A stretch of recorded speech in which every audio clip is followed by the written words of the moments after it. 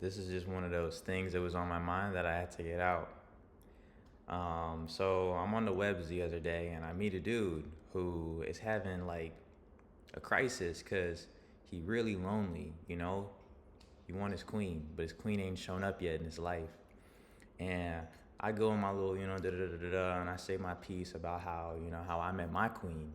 And the continuation that I thought today was basically I had explained to him that I met my queen getting into my bag, right? My bag, okay? Doing the things that I knew I wanted to, I knew how I would meet her. It's kind of like a knowing, like, let me just cut straight to it. You got to be the best version of you. They tell you this to attract the best mirror of yourself. Well, what does that mean? Well, it means getting into your bag, getting into the stuff that make your heart ba-bum, ba-bum, ba-bum, because just doing that out is going to attract the person who likes to hear your heart ba-bum, ba-bum, ba-bum.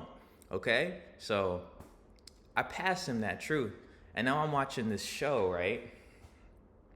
I don't even know if it's the show that made the connection, but let me just give you the connection right quick. The connection.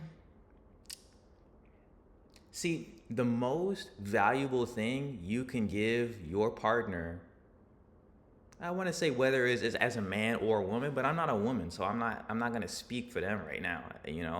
And maybe I could say what's valuable to me is for my woman, but that's not what this point is about. This is the thing. As a man, I recognize that the most valuable thing I could give to my queen is just being able to take care of myself.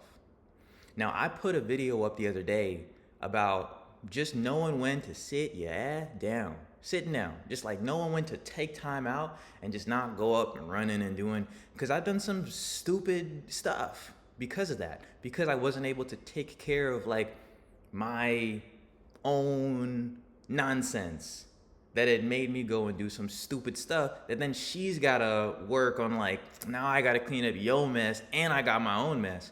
So if you really care about somebody, just showing them that, like, hey, I got me, is so valuable. And that doesn't have to be monetary. Because let me put it on you like this. That nonsense, that whole whatever, that's how they mess us up in the first place. Is that they thinking that that's us? Because once you have that, how many people got billions and trillions of dollars, but out making messes that their spouses come out and find? I can't believe you done blew the family up over some BS like this that you was in the shadows doing. I can't believe you would. I don't give a crap how many trillions you brought in. You done made the whole family look like we nothing.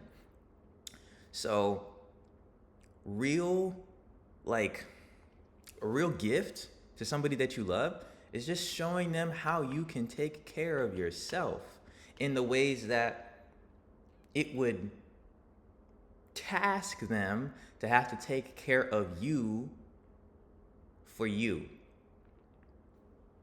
So I want to repeat that just one more way because I need this to drive home to some of y'all. I want it to drive home first and foremost to the dude that I met, but I want this to drive for anybody else, and also for me. What I mean by that is, let's dig into the patriarchy a little bit. You know what? Let me give you all a real world example. I know a guy who helped me become who I am. I'm not gonna say who it is. But I know a guy who helped me become who I am. And he was telling me that the reason why it didn't work out between him and his queen was because he kept asking his queen to go back in time to the things that pissed him off about their relationship. There were just hangups that he had, traumas of his own.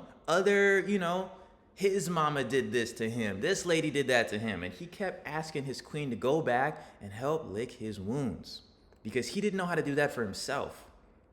Now, a queen is going to give you that nurturing better than your own body, your own, we know this. The matrix is a womb, right? It's a womb. So we know, so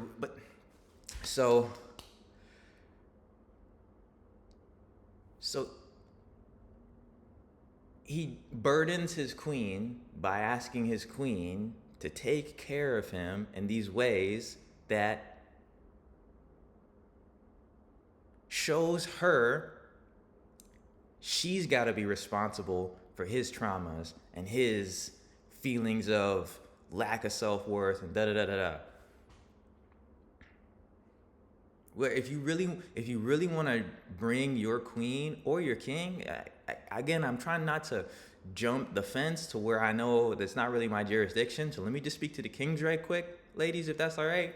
And I hope this is beneficial to y'all who want kings, because this is, this is what I'm hearing from my queen, that this is valuable. Kings. Here's what I'm gonna leave it. I meant to make a video about this, but I'm gonna give it to y'all here because it fits perfectly. Go watch the Pendragon cycle. The story of Merlin. It's called something like that. The Pendragon cycle, Merlin. I think it is Merlin the Pendragon. Whatever. Google that and you'll find the show. The dude's got a spiral on his face, black hair, golden yellow eyes, almost kind of look like The Witcher. Watch that show too. But let me talk about Pendragon for a second. Go through the whole thing, and then if you don't get it, watch the video that I make about it. But because I don't want to spoil it for you, but that show is gonna teach you how the good masculine deals with trauma from the bad masculine or the bad feminine. And how the bad masculine learns how to overcome the internal struggles and battles from their paternal good masculine example. All right, so you've got a quadruple thing going on here. You've got positive feminine energy in the show, negative feminine energy, then you've got positive masculine energy, and you've got negative masculine energy. And the four of them explain how dark feminine energy comes about, how positive feminine energy combats that. But then, the Adam and Eve, the womb being the first thing, the ultimate creator is the masculines are kind of on the side watching us, but they're taking the punches. They're experiencing the Eve's start in the world type thing. So they're experiencing coming out. Actually, I put it on like this. I hate when these videos get so long, but I hope y'all like it. The story of Merlin, at least in the telling of this, starts with a man named Taliesin, who for the Celtic, I believe the Viking Nordics, don't let me seem racist, I'm not sure. He was perhaps the first bard, okay? The first shaman in their religion. And the story of this guy goes, look it up, Taliesin. I'll spell it out in the thing. Maybe I won't, but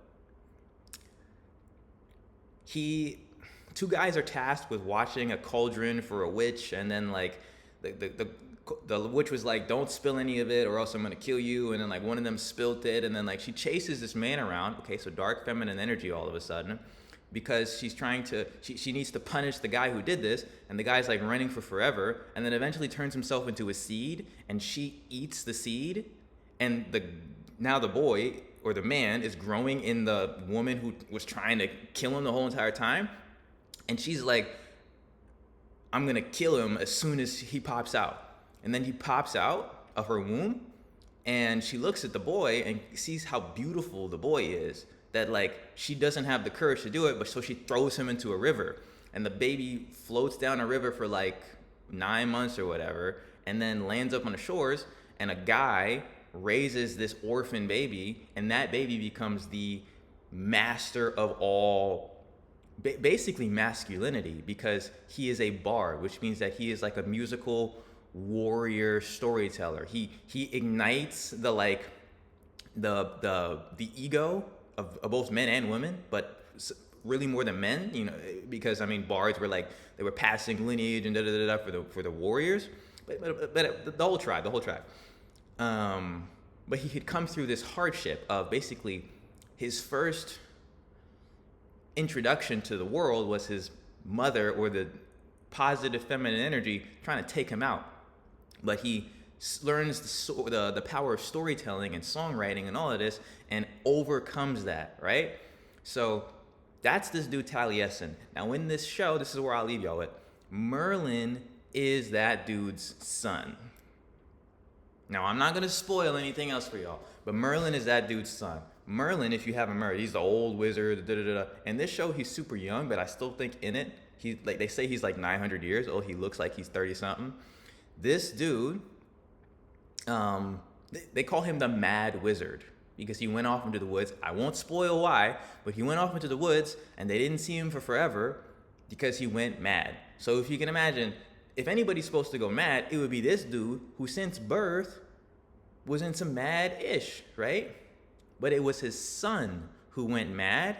And again, I won't spoil it, but the positive masculine energy has to teach the younger, naive, resentful masculine energy how to deal with shedding traumas. Now, that's all I'm gonna leave you with here, because I really want you to go watch the show, Kings, and see it for yourself.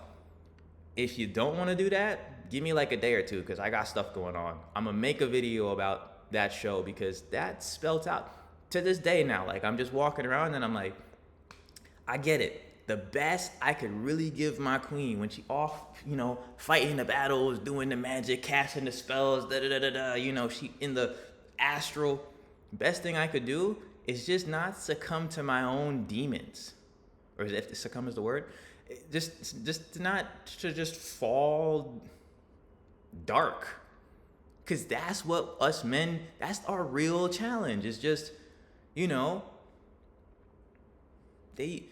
one more thing. They say this about the demiurge and Sophia. I'm probably going to hack this one up because I don't know that story too well. But the divine creator is a feminine woman, and she created a shadow. She created without the divine masculine. So like another being of some form. And this is the man that we know today. But this man is like, I have no purpose. I have no power. You just created me, and now I'm here. And now world is suffering, and women are objects. Y'all heard that one, right? Y'all heard this one, right? Patriarch. There we go.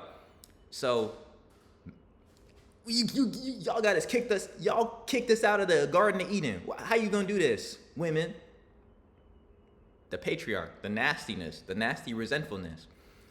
The men who can take the licks and wash themselves off are the men, are the queens are the kings that these queens are after. They want that. They need that. Because check this out, one last thing.